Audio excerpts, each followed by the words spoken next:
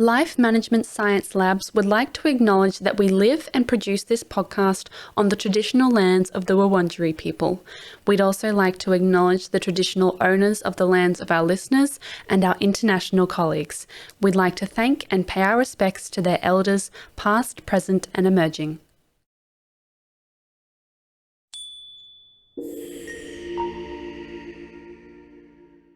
Hello everyone and welcome to Bouncing Back, the Personal Resilience Science Insights Podcast produced by LMSL, the Life Management Science Labs. We are champions of life management science, providing structured insights informed by science and inspired by practice on key aspects of conscious living. Each week we bring you scientific and practical insights on each element with the expert knowledge of professionals in the field. Let's get started. Hi guys and welcome back. I am your host Tia Hama and today I'm joined by Lu Ngo, colleague and host of LMSL podcast, Sero Boost and Doing Well. In today's episode we are talking about future-mindedness and how it affects our personal resilience. So let's get started. Hi Lu, how are you? I am good, a little hungry. Thank you. Hungry? Thanks for having me. It's about 1:45 and we're like, oh, do we get food? Do we not get food? And we were like, nah, we're power through. Let's power through. Yeah, we're doing well. I am doing well. So for those who don't know you, do you mind introducing yourself and what it is you do? Okay, for sure. Introduce myself. This is like the trickiest question. Yeah, who are you? Earth. Who's like, Lu? Who am I? Who is Lu? I am a lover of life. That's how I would introduce myself. Yeah. Most of the time, I am an immigrant in Australia. I moved here 5 years ago and I'm originally from Vietnam and I just been loving it here.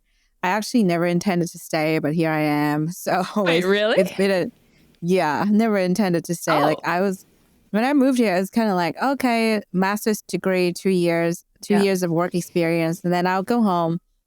But we had a pandemic. Oh yeah, we did life happening. Like a lot of stuff happened, and I think it's just really changed my perspective. And I think I went through certain things that I don't want to talk about too much, but I feel like they really shaped who I am and they just really taught me about what I wanted, which is important. And I might mention some of them in the podcast because it's about personal resilience, right? This is basically how I've got here with personal resilience, really. Totally. Like I don't think, honestly, last year was so tough going through the whole visa process. Because initially I didn't want to stay, but then, when you wanted something, you will set your mind to it. And we're talking about future-mindedness today, which is perfect. So I can talk a little bit about that and unfold some parts of my stories and some parts of my learning. Even if I'm not an expert, I don't research this area, but from personal experience, I can share some of the tips and tricks and things that I've done to help me to get here. Yeah. And on the professional front, I'm also hosting 2 other podcasts. And I'm also where I'm helping with operations and multimedia and everything. LMSL. So operations is everything. Yeah, that's true. But it's been a really fun journey for me because I actually really wanted to get here at some point in my career. And it happened earlier than I anticipated. So I think I'm on track. But it's not to say that this is it. This is the end. No, it's the beginning. Yeah. Oh, yeah, totally. Oh, awesome. Yes. Lu has an incredible career ahead of her and we're so excited. It's going to be awesome. So excited. Thank you. Okay. So, same to you. Oh, thank you so much. So we're going to get to know Lu a little bit better now. So I'm going to ask her some questions that are related to the topic just so you can see just how cool and quirky she really is. So my first question. Quirky. Yeah, she's new quirky. tagline. she's quirky. Cute, quirky. I love that. Okay, so what is a recent book you have read? I say this to you all the time and to everybody else. I read a lot of books. I have a lot of books to talk about. I think the book that I want to talk about on this show is going to be, I've prepared this one, The Courage to Be Happy. Ooh. So in a previous episode that I was recording with Tia for her other show, I was talking about the book, The Courage to Be Disliked.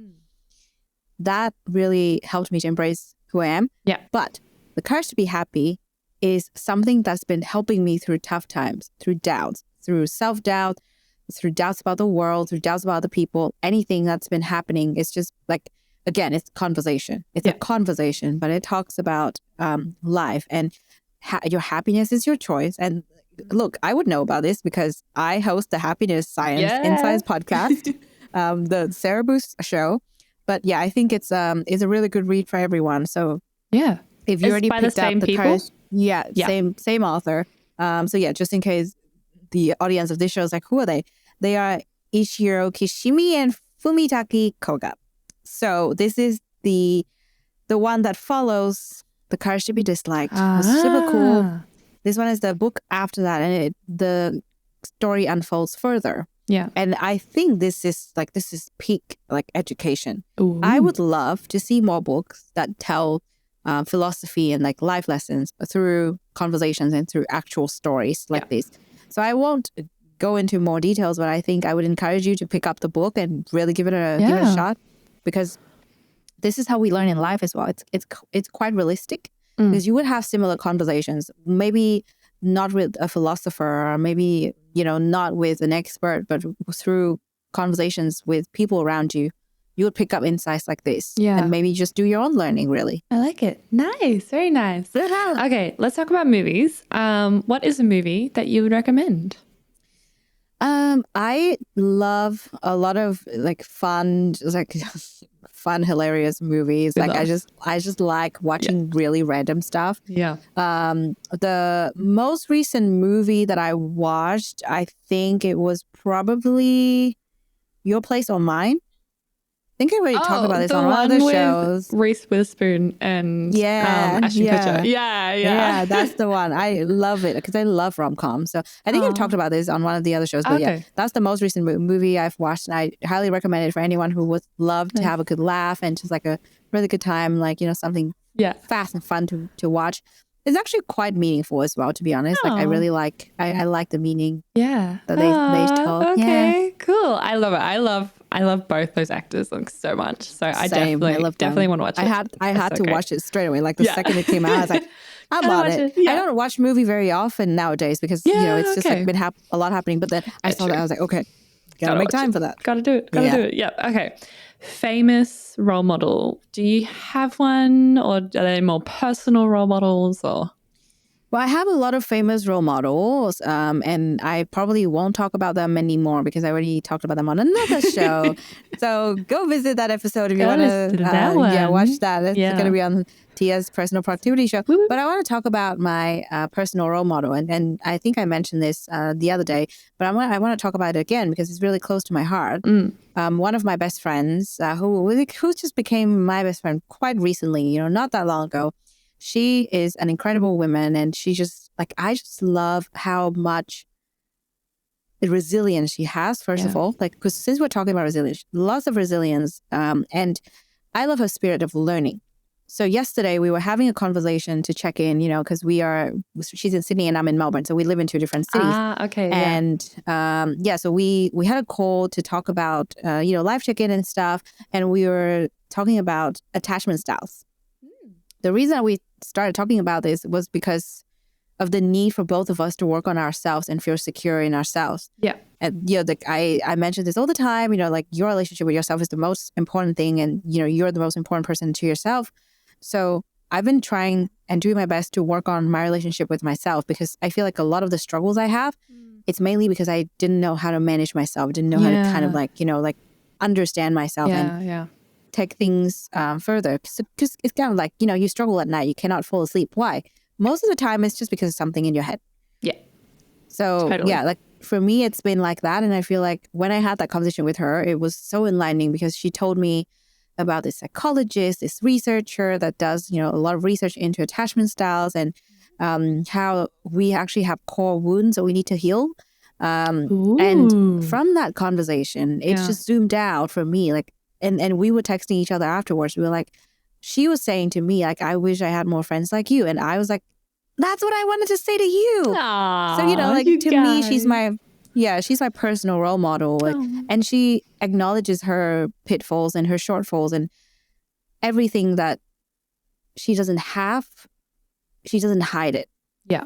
Like I love that. incredible. Like maybe this is because we are really close to each other, but we're really comfortable and we share things with each other. I don't think anyone ever shares 100% of themselves with even their best friend. Yeah. I don't do that either, but I feel like I share a lot of my life with her, and the way that she just like carries herself and really works on herself and shares all this learning with me. She's like such a role model for me, because I feel like recently it's been harder for me to do things like that. When I see this, I'm like, oh, that sounds like something I would do. I would totally like learn about something and share the learning with her. And we learn together because we love reading together, learning stuff together, doing journaling together.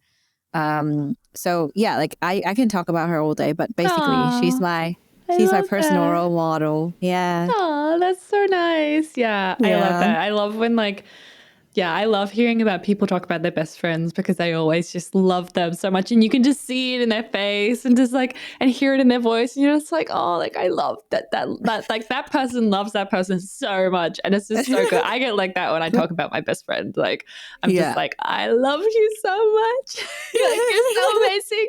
But anyway, we could talk about our best friends all day, but let's move on. Totally. What is your favorite podcast? Well, I'm going to do a little bit of a plug for my other show. Yeah, so I love those two podcasts because they are my babies, but I also learn so much from all the experts that I get to talk to, and even just, from the non-experts as well, because perspectives really matter.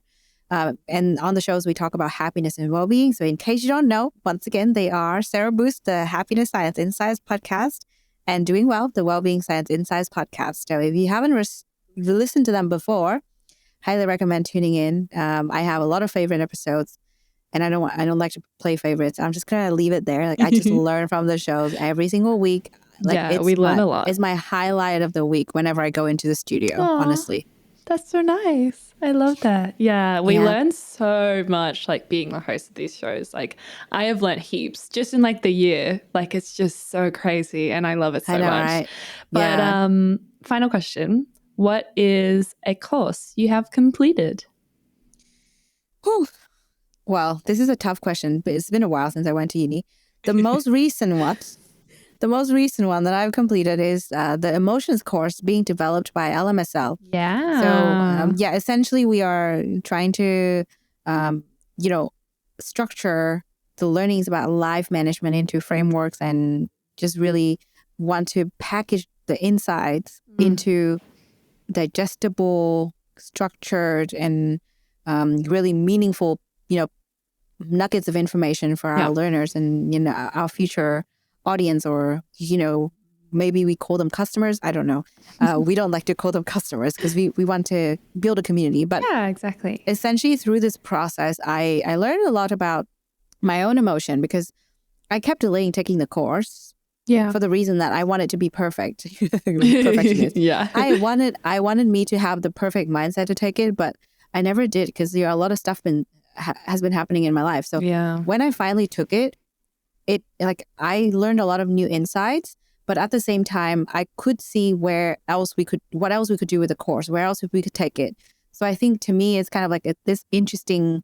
It's a fusion experience, really. We're talking about the course that I've completed, but I'm also sort of like part of thinking about how to design the course better, because I'm very passionate about education. So I was thinking, okay, how can we make this even better for people that might go through this course in the future, and especially for people like me, right? So I learned a lot about emotions, even though I already learned heaps about it on my show. Yeah. Especially for the happiness show, we talked a lot about emotions. But through that course, it will probably take 2 days to complete. So many things to learn, so many activities to try. So I'm keen to share it with the world when it's ready. But for now, we're still in development. Yeah. Oh, so exciting. Yes, there's a little plug for us. We're working on that, and it's just so exciting, and I can't wait to see how it all turns out. But let's get down to it. As I already mentioned today, we are talking about future-mindedness. I know, what a big word. I know. And how it's connected to our personal resilience. But before we talk about future-mindedness, let's define personal resilience. Now, I have heard many definitions from many different guests and experts, but obviously me and Lu are not experts in this field. We are just talking about what we've learned from our shows and our personal experience. So for our listeners, Lu, how would you define personal resilience? Well, again, I'm no expert, but I think for me, personal resilience is the strength you need to get through anything in life. Yeah. That's how I would define it. It could be something super small, like, face your fear of going to a stranger and talk to them if you're really introverted. Yeah. Or it could be a really big deal, like, I don't know, moving countries,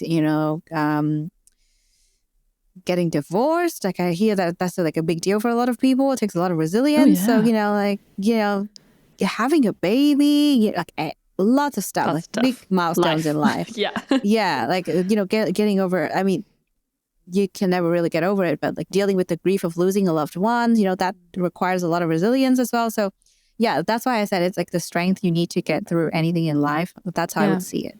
Definitely. Yeah, it is such a crucial part. And I think we are resilient in so many different ways as humans. And there's so many different facets to our resilience. We've got physical and mental and emotional and all that kind of stuff. So we're going to delve into that a little bit more. But let's talk about future-mindedness and what that means. Now, before this show and like doing this episode, I didn't really have like a concept of future-mindedness. Like I saw future-mindedness as like something that was just like connected to my anxiety, just like this stress about the future. But actually, it's a very positive concept, and having a future mindset is a really good thing. But I want to know, what is your definition of future-mindedness? What does it mean to you? Yeah, so I did a little bit of reading as well on this topic, and it is a positive thing. Just in case anyone's kind of like, oh, living in the future, that sounds like anxiety. No, not really. I would say it's actually quite cool when you think about it, and you might already be living it. So the way that I would personally define it is how you're planning for your future. So where you see yourself. The question you get asked a lot. Where do you see yourself in 5 years? Ooh, scary. That question, right? Like you hear that questions a lot. Yeah. And a lot of the time we just give a really vague answer. But when you think about that and you turn that into actions right now, that is actually future-mindedness. And it's the future mind. What is it? What do you call it? Future-minded mindset? Future mindset. I don't know. I think it's future mindset. Yes. Yeah. So I would say like to me, it's like a combination of that. Yeah. You look ahead into what you want to achieve and you break that down into action plan that you can do today. And that's the mindset, because if you want to, I mean, there are certain things in life you cannot control. And we just talked about this earlier, just remember. But we just talked about things we cannot control in life. For example, if we say we want to get married by 30, that's a little bit stupid, because I don't know about the others. You but can't to me, order your husband online. Exactly. Like that. To me, it doesn't work that way. It might be tricky in that regards for that particular context. But something that you might have control over is, for example, I want to travel to 20 countries by the time that I am 30. Wow.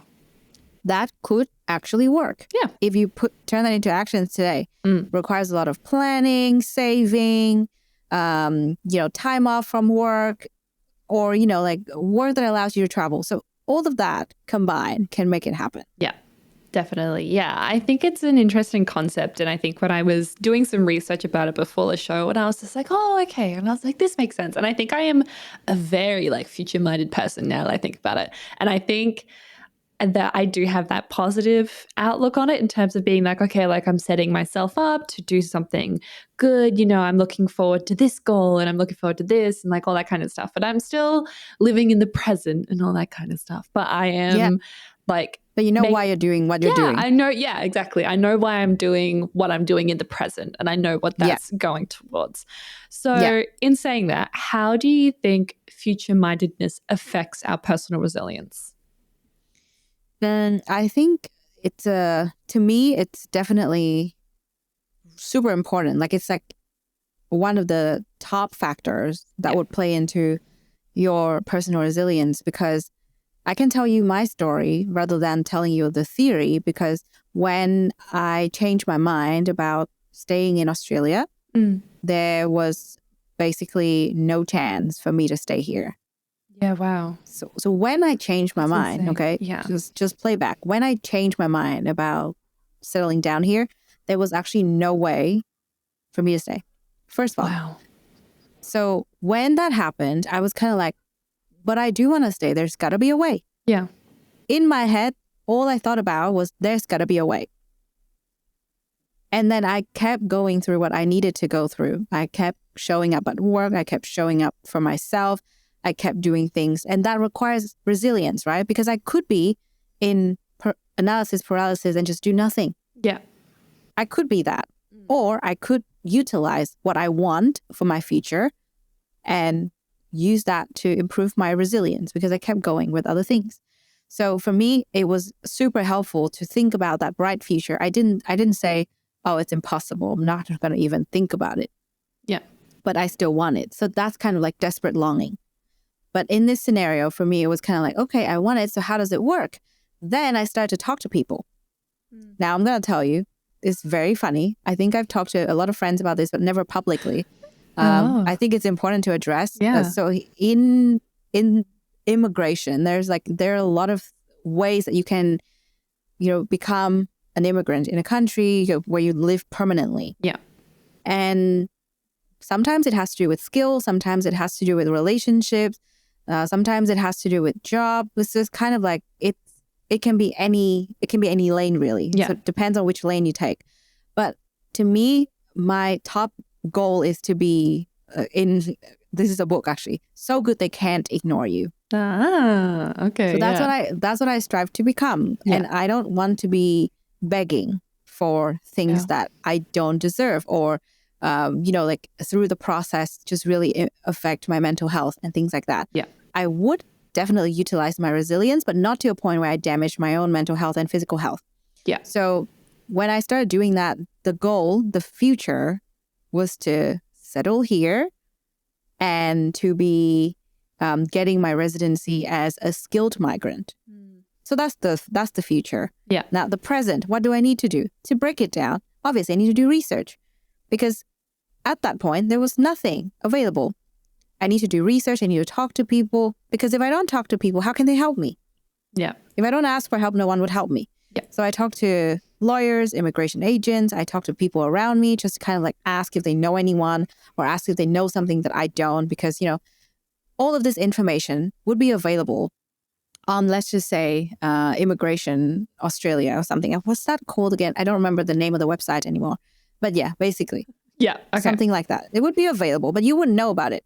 So then, long story short, after a lot of research and, connecting to people, the number one advice I got was to get married to an Australian. I said, no way, Jose, to that. Right? So it was kind of like the future in my mind is I'm going to get my residency by being a skilled worker and I'm not going to do whatever else they want to suggest me. So even when I hired my lawyer, it's like, this is like hefty lawyer fee, okay? I hired my lawyer. Yeah, and my gosh, my it's lawyer so was expensive. Yeah, so my lawyer was also sort of saying like, okay, she was evaluating my situation and I found out that I actually could get invited by the state of Victoria as a skilled worker. Ooh. So previous to that conversation, I talked to a lot of different migration agents. Yeah.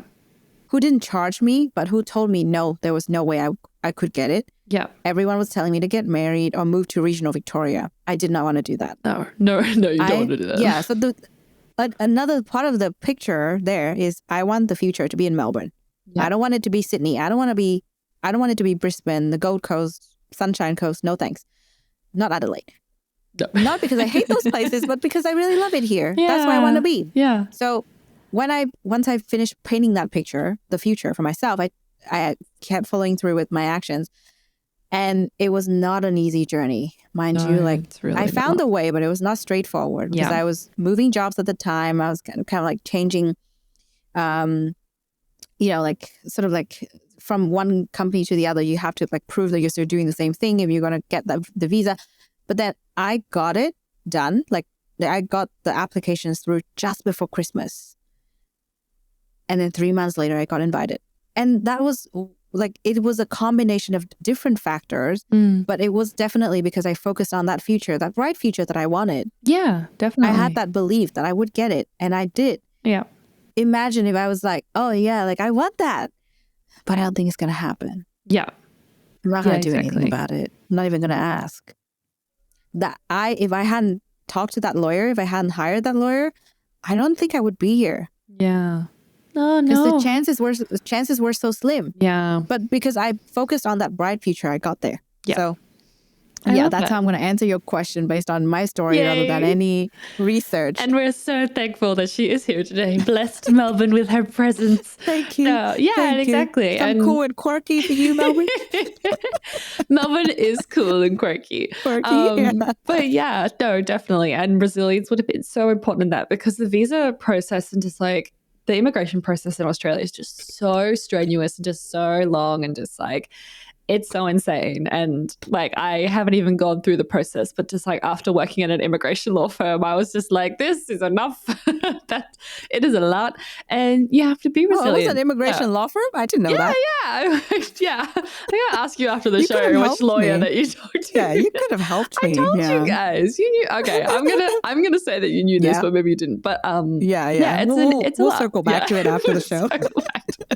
Yeah, but it's definitely it's a lot. And if you hadn't been resilient in that time, like, you know, you'd been knocked back by being like, okay, there's very, very low chance that you'll get to stay here. If you just like accepted that and hadn't bounced back, then you wouldn't be here. And that's exactly. just like, that's why resilience is the key. Exactly. And you combine that with your future mindset in terms of knowing what you wanted, and you had this goal and this plan, and you smushed those together, and huzzah, and now you're here, and we're so glad. We're so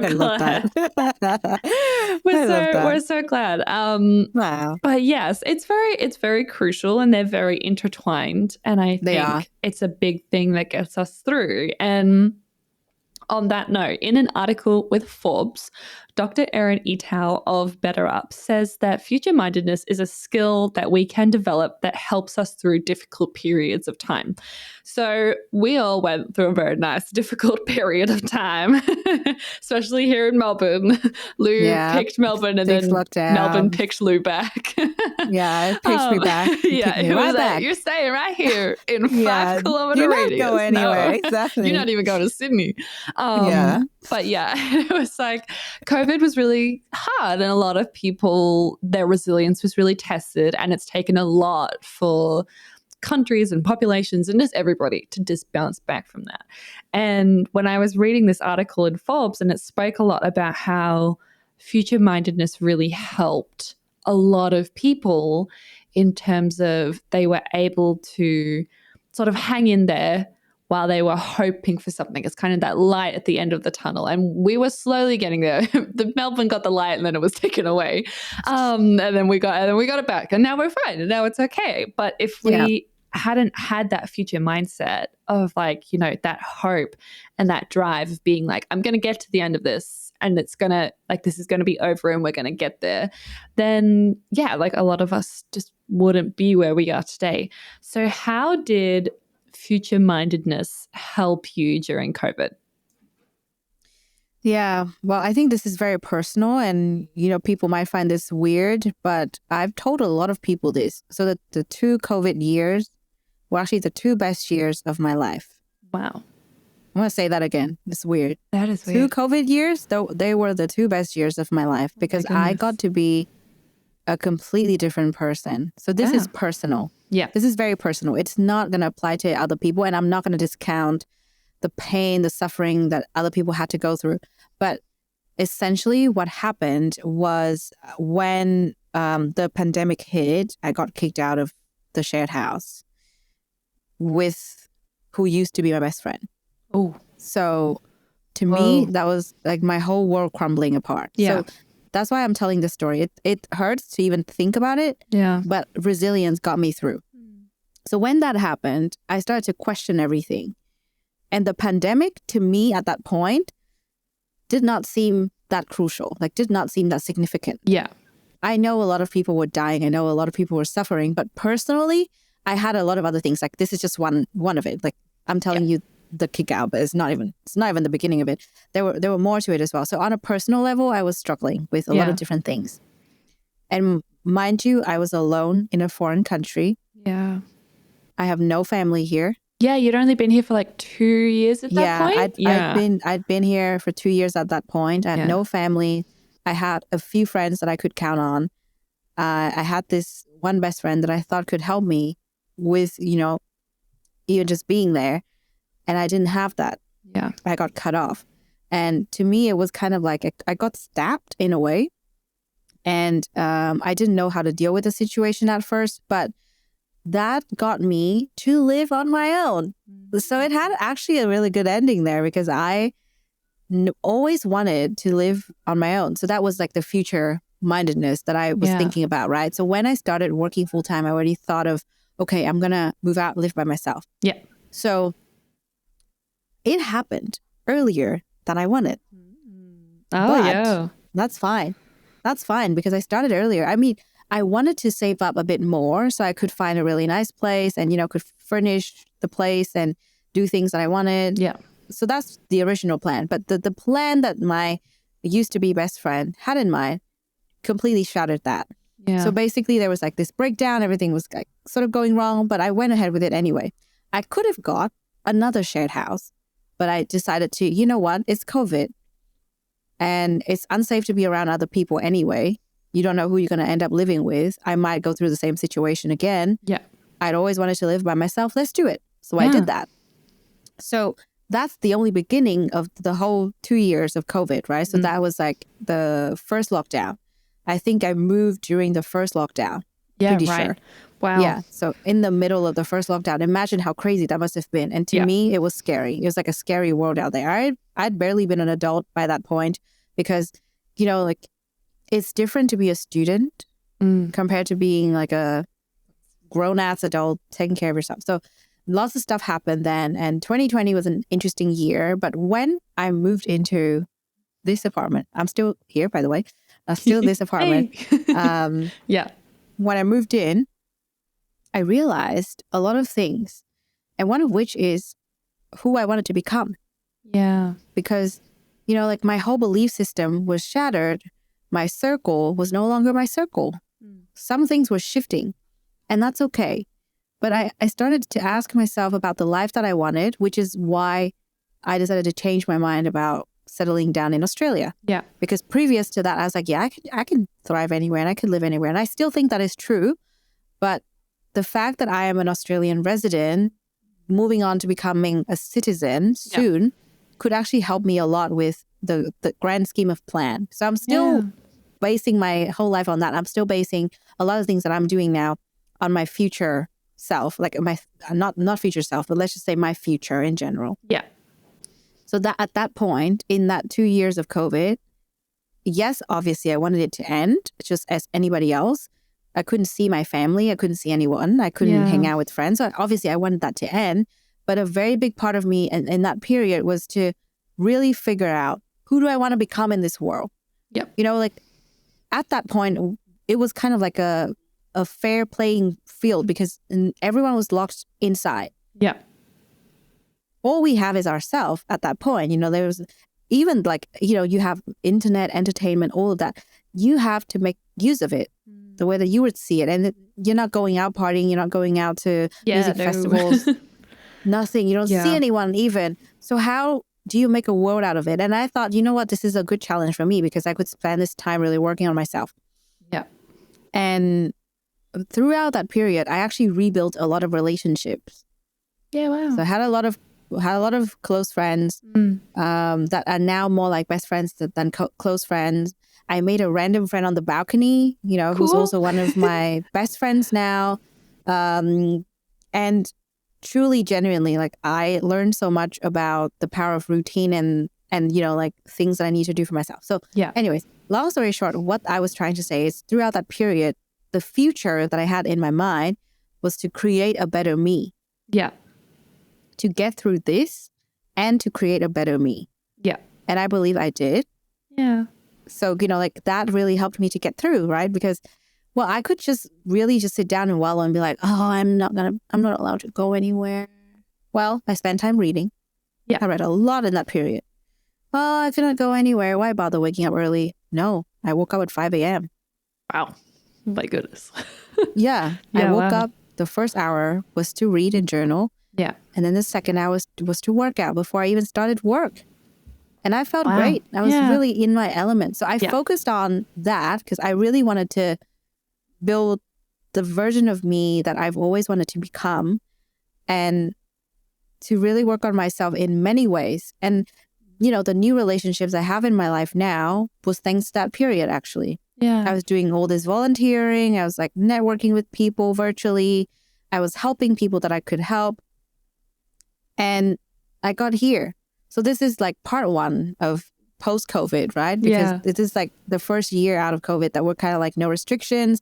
We can go anywhere we want. Yeah. Oh my goodness. So weird. Still like, I mean, sorry. It's like 1 year and a few months now, 2022, 2023. But still, it still feels strange, right? Because it was weird here. A lot of the restrictions are still there in certain countries. And like, I feel like for me, it was a crucial period to focus on that and really get through it day by day and just really focus on the good aspect of it, even though it was such a bad period. Yeah. It was horrible, right? It was horrible for a lot of people, but I focused on what I could do for my future self, for my future in general, for me. And I just focused on that, and resilience really helped. So yeah, I would say when I think about that, my resilience got improved because I kept stretching how comfortable I was in that scenario. Yeah. I mean, had I been a different person, had I been the me 5 years ago, I probably wouldn't make it without crying. I actually did not cry at all in that period. Yeah, like I know a lot of people saying like they were constantly crying, struggling and things like that. I was actually okay. Like my main issue was just to balance my life and my like, just really to find my work-life balance because I just started working full time and I started as a remote worker in the pandemic, right? So I'd never been to an office before. Like, I mean, I was sort of, but not really. Yeah. So now I'm in a corporate environment and my 9 to 5 is basically at home. And, you know, like I needed to figure all this out by myself. And I was excited for it because, you know, I wanted to figure out. And I also think remote work is the future of work because you don't necessarily need to be in the same place to do certain things. Oh my like gosh, for most of the stuff, sure. Some stuff, well, you can figure it out. Like a lot of the stuff can be done virtually. So that's how I figured it out in that period where it was so grim, it was so sad and so just horrible that I figured, you know what, like if I focus on this, I'll be fine. I love that. And even later on, right? Like I told you the story about the visa. Later on, that's the same thing. Like it's still post-COVID, lots of stuff happening. So it's kind of like two stories, but one big story, really. Yeah. Still unfolding. Ah, so great. Yeah, I'm so glad that period, like you came out the other side of it with these positive benefits. Like that was so good. Like I love that. And I love hearing those stories where it's like, you know, like people, it was a really terrible time for everybody, but there were those things where it's like, my mum always says, everything is like an educational experience. And I always hate when she says that because I'm like, Mom, please. She's right. But like, she's right. And it was like, it was for me, it was the worst 2-3 years of my existence, like the worst years of my life.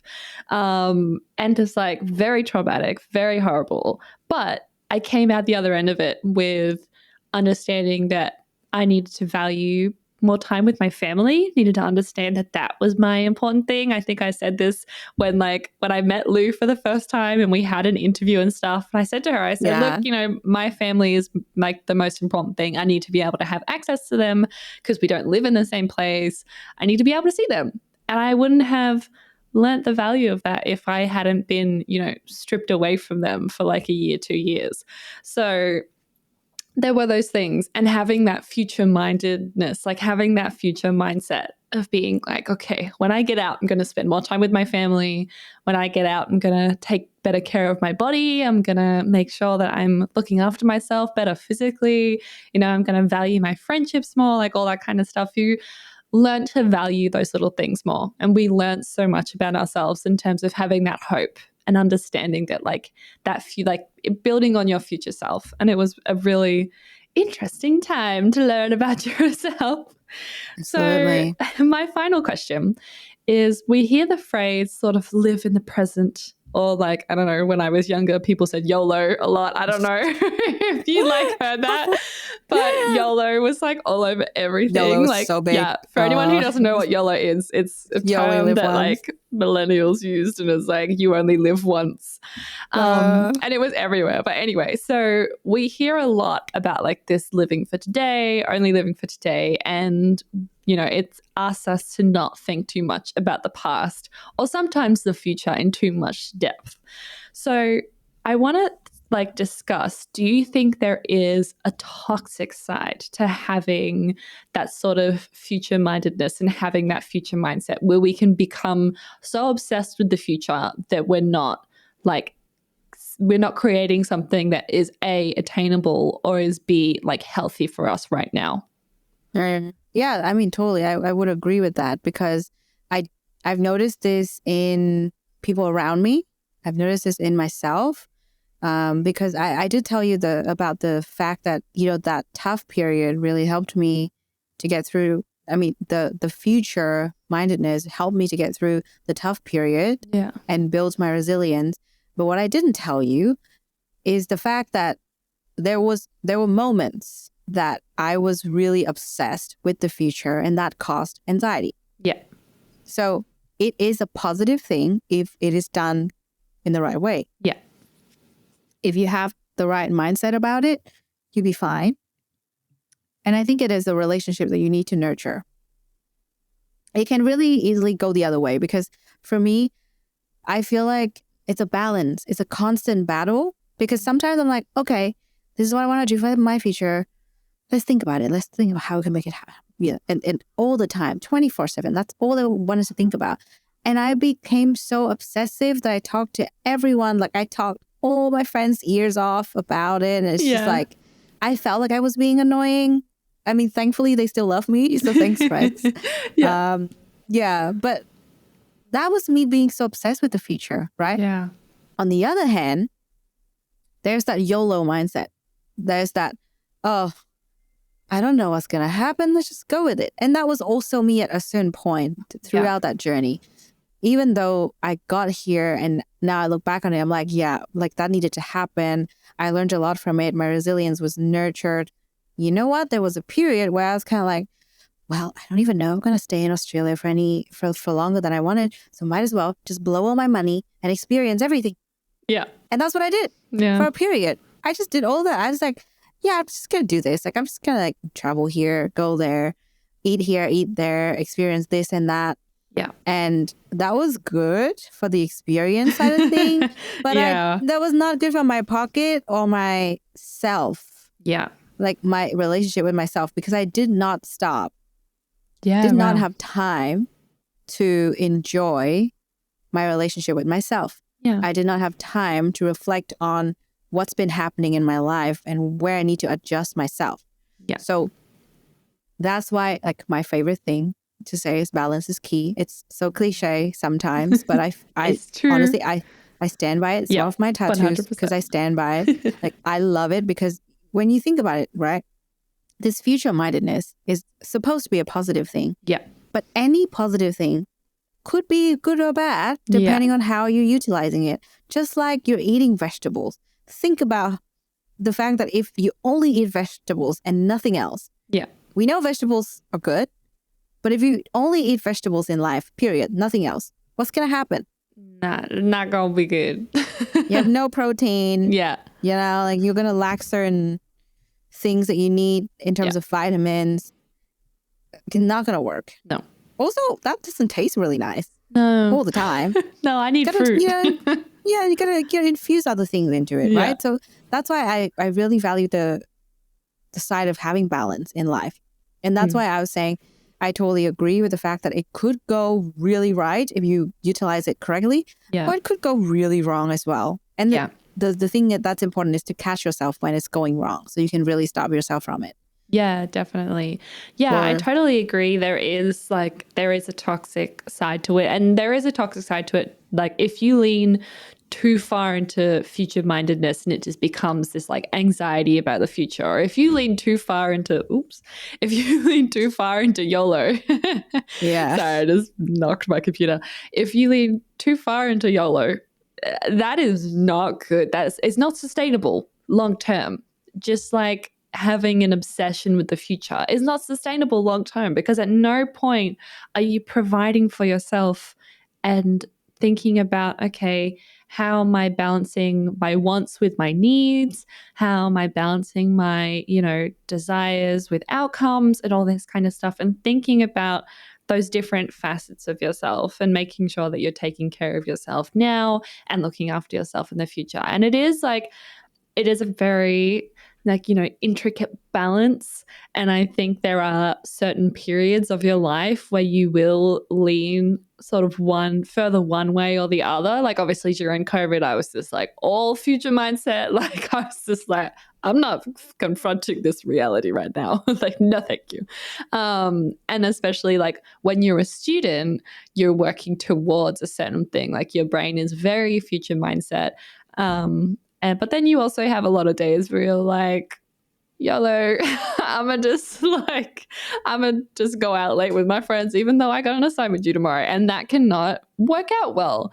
And I think it's a very fine balance, and it can become toxic. And I think there are especially if you have a mental health disorder or an illness, that can perpetuate it and make it so much more worse than it actually is. And there are forms of therapy that can help you develop a positive future mindset, because a lot of the time for people who have anxiety, which is myself, having that future mindset can become toxic, and it can you can become obsessed with these negative outcomes and sort of the catastrophizing side of it.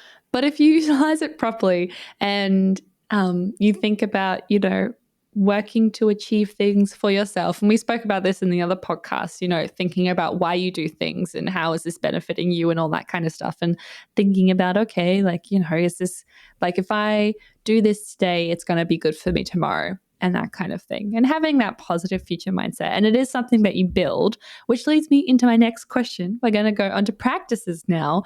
What is a practice that you do to improve your future mindedness?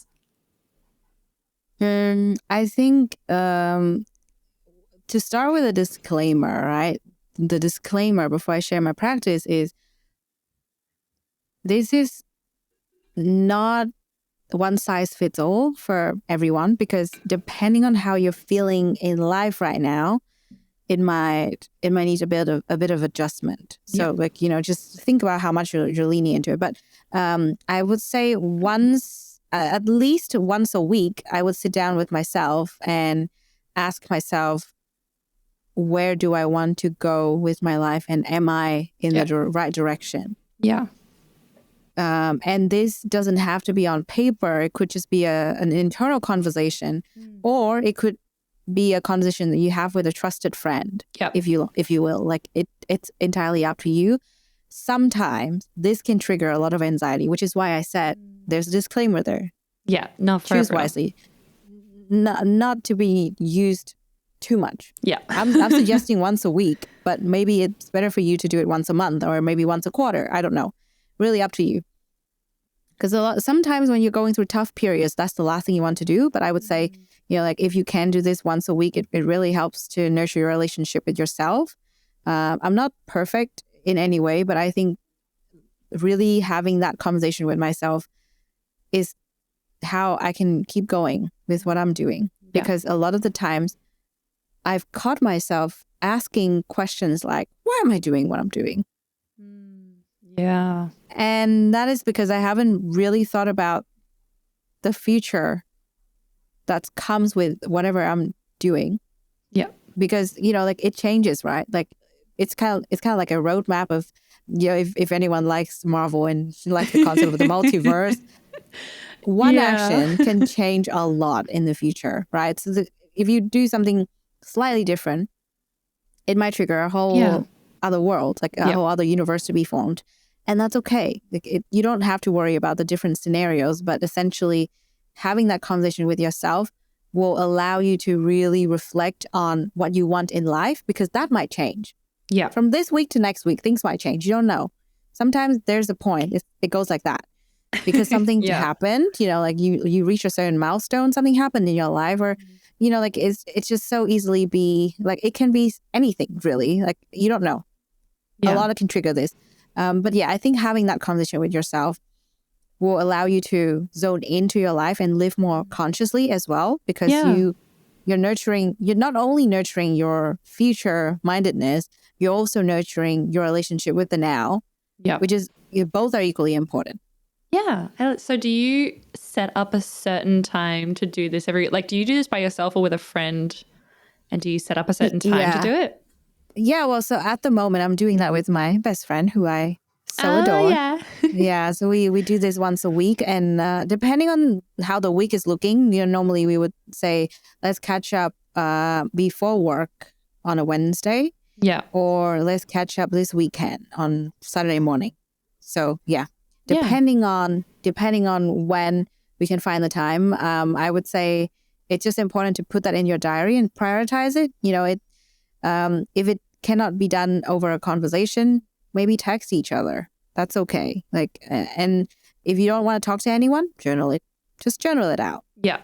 Yeah, definitely. Yeah, I am the person who does that in my journal, by myself. I don't like sharing my sort of plans with other people, probably besides my best friend, who I'm like, well, what do you think about this? And she's like, that's insane, but do it.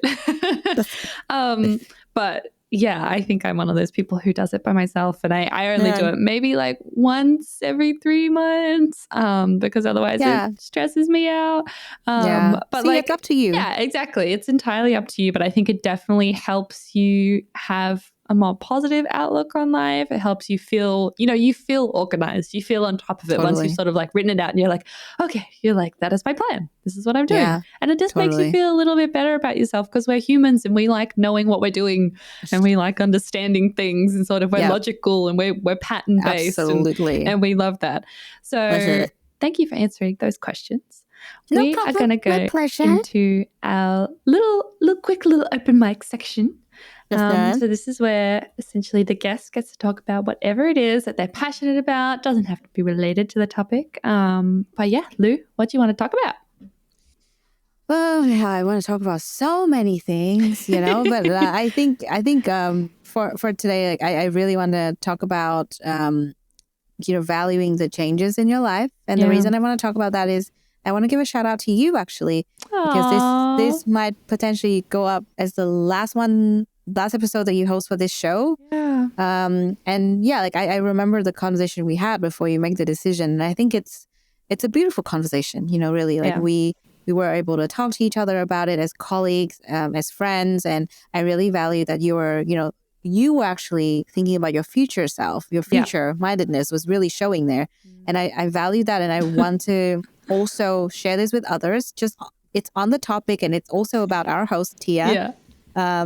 Sure. I think it's very important to make scenarios. Yeah.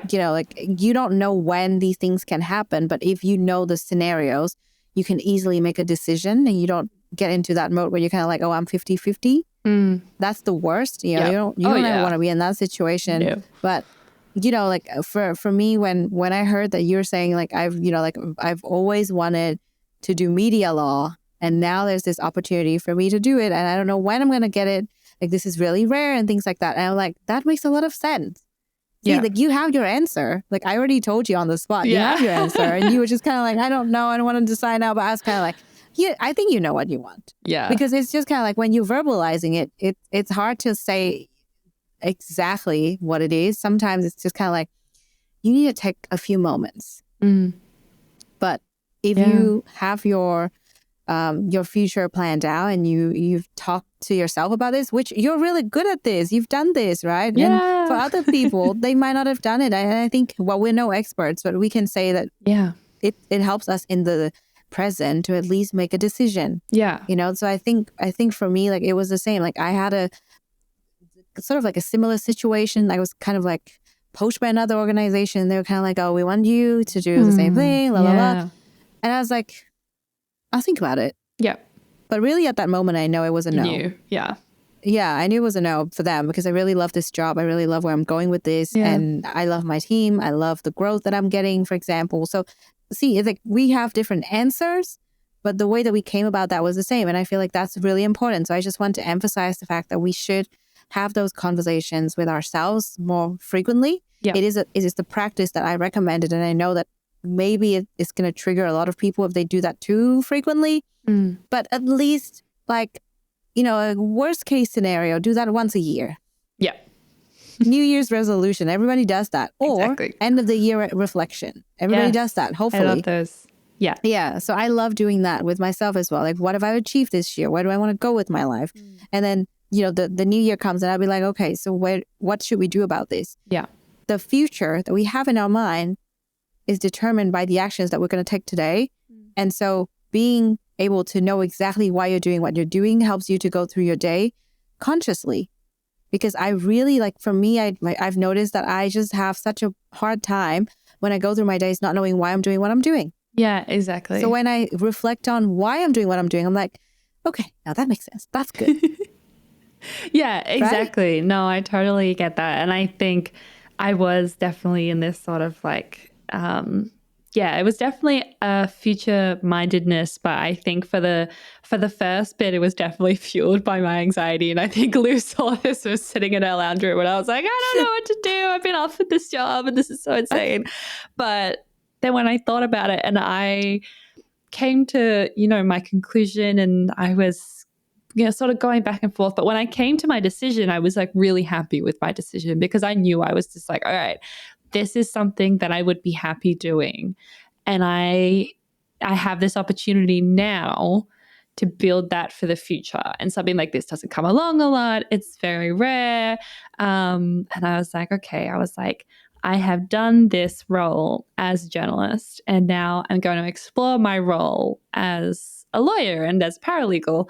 And I finally I feel like I finally come to this place in my life where I'm finally just I will be, and this might change, but I'm finally feel like I've sort of figured myself out. I've kind of got to know myself enough where I'm I am happy with these two different futures. I will be happily a media lawyer. If I love it, if I get into the field and I'm this is awesome, I love media law, I will 100% be happy doing that.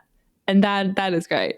But if I don't love it, and if I want to be a journalist and I go back to journalism, and I know that I love journalism already, and I know that it's awesome. So I'm I will 100% know that I will be happy doing that. And I know what fields of journalism I like working in. I've explored it. I've been in it for a couple of years now. I like it. And I think I'm exploring this new path, and it could lead to a different future. But I feel like I'm finally at that point where I understand where the positive side of my future-mindedness comes in, and removing my anxiety from it, and just being able to actually sit down with myself and think about, what am I passionate about? What do I love doing? And, what we spoke about on the other show in terms of not doing more, but doing less, not doing more general things, but doing less and doing what I love. Yeah. So I was trying to narrow it down there, but doing less, but doing the things that I am really loving and passionate about. And I feel like I'm finally at that point where I've got that in my head, where I'm everything that I'm doing, whether it's media entertainment law or whether it's just straight up media, I love those two things, and I'm passionate about those two things, and I'm really happy doing those two things. And it's great because I'm finally all of that future-mindedness before is finally paid off, because I'm finally at that point where I'm I love these two things, and it's great. And I am setting myself up for the future. And while it can be scary, and I am so sad to be leaving this job, I know that I took this job and I did this job because that's what I wanted. When I was thinking about the future, and I left my other law firm and I said, okay, I really want to go into media. And so I came here and I became a podcast host, and it was the most incredible experience, such a massive learning curve, been a part of so many amazing teams, met so many amazing people, and learned heaps of skills, heaps and heaps of skills that are now going to help me in my future. And I think it comes back to what my mom says in terms of everything is an educational experience. Yeah, love that. And it is. And I past me was thinking about future me and going, okay, I think being a podcast host is going to be a good idea. I think, I want to be in journalism. I'm really good at broadcast. I love doing this. I'm going to take this job. And now I'm so glad that I have, because I'm in media. I know people in media. I've done heaps of things there. I've got those skills. And now I'm, jumping over to law, but they will always be connected for me. And they will always be such two very integral parts of my life, no matter whether or not I commit myself 100% to one or 100% to the other. And they will always, I'm in this weird sort of media, it's a sort of universe. I'll just always be in this bubble. And I feel like I'm really happy that is what's happening. And I'm just so excited for the future, which is such a nice change for me, because I've always been really anxious about it. But so I am really excited, as much as it saddens me. It's that bittersweet, I'm really excited to be doing something new. Yeah. I'm really excited to be doing something new, and I'm really excited to be going into a field that I haven't worked in media law. So I am really excited to have this opportunity and to try that and do that. Yeah. But that I'm also just I really love broadcast journalism, and that doesn't mean I'll never do it again. But just for now, I'm sort of closing the book on closing the page on this chapter. I'm closing the book, but this chapter is coming to an end. So it has got that bittersweetness to it. But I feel like I am very happy, because when I did sit down at the start of the year, not at the start of the year, but after I accepted the new job, when I sat down and I sort of thought about, what I want to be doing over the next couple of years, and I wasn't that anxious or that upset or anything, because I was I am finally doing things that I'm passionate about and that I love doing. And so, there are these two different, there's multiple different futures that I could take, and this may change, but I'm a planning person. I love planning. And so I'm finally I would be 100% happy if either of these things happen. And there is a very, very high chance that one will. And I'm just very excited for that. So it's very exciting. And I'm so glad that all my planning has paid off.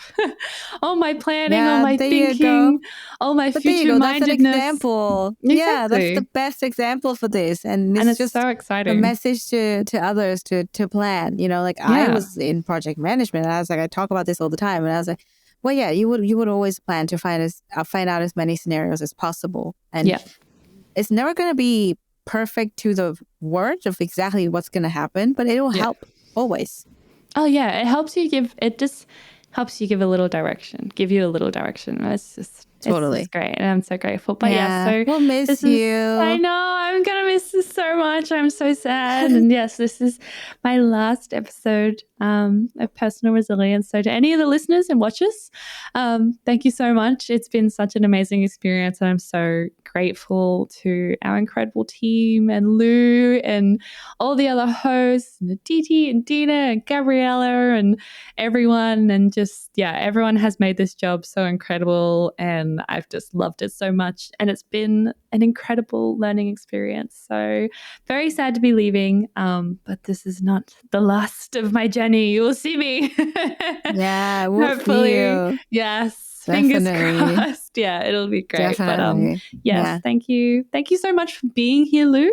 And for people who want to, it's been great. For people who want to find out more about you and what you do, where can they go? The easiest way is to find me on LinkedIn. Just my name, Lu Ngo. And if you want to listen to my podcast once again, you can tune in to Sero Boost, the Happiness Science Insights Podcast, and Doing Well, the Wellbeing Science Insights Podcast. Always coming out on Fridays, same time as the other shows, and weekly. So find me there as well. Definitely. We'll have the links to Lu's podcast in the description. And yes, to listeners, don't forget to like and subscribe, and you will be getting another episode next week. Thanks, guys. Bye-bye. Bye. You have been listening to Bouncing Back, the Personal Resilience Science Insights Podcast, produced by the Life Management Science Labs. Listen to episodes from LMSL's 10 Life Management Perspectives on Apple Podcasts, Google Podcasts, Spotify, YouTube, or other podcasting apps on your smartphone. If you enjoyed this episode, please consider rating our show, sharing it, and subscribing to our channel, as it helps others find us and us grow to bring you more quality resources.